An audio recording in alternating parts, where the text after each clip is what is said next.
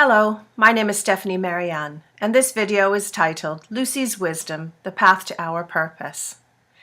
Most of us need and want to work. Needs must, and we must survive. One of the greatest tests to our faith, whether that be faith in ourselves or a belief system, is when our survival is in question. I know a number of people in exactly this situation right now, myself included. As I've said before, these are interesting times. I want to talk not specifically of survival, our physiological or safety needs, but of another need, what some people call our soul's purpose. Perhaps you don't believe in the soul, or you haven't found your purpose. That's okay. Let me give it another name. Let me call it the truth of who you really are. I want to share with you a story of many journeys, and all of them leading to one place: home. During my adult life, I've worked at a variety of things. Mainly, I wasn't connected to any inner calling as much as I wanted to be able to support myself. Living in small tourist-dependent places also narrowed my choices. The jobs I did best were those involving direct contact with people. Consequently, I was an abysmal yacht cleaner, hated cleaning every smelly, wet nook and cranny.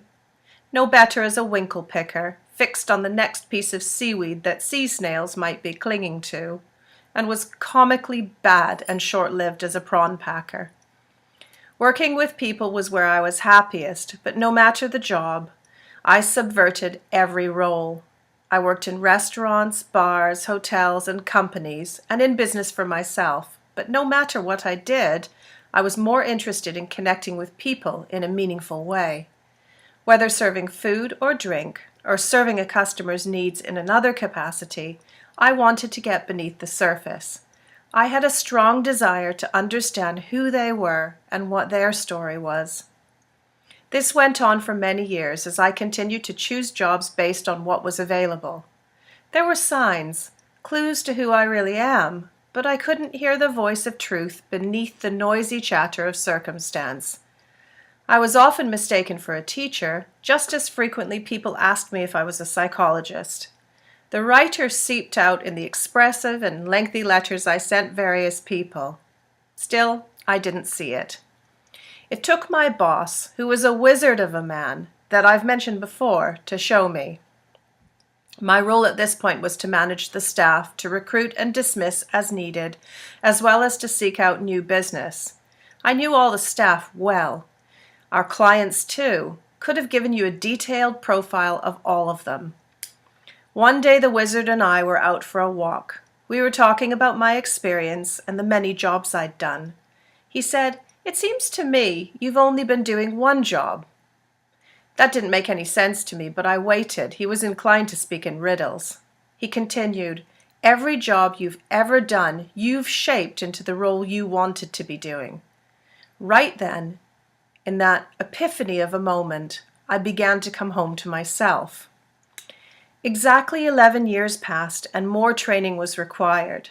I found my voice through writing, in relationships where I had none, and later in teaching others to write. The teacher in me grew from observing my children not being taught by their teachers. Eventually, I took them out of school and home educated for several years. After that, I discovered my passion for teaching, helping immigrants from Iran adapt to life in the West.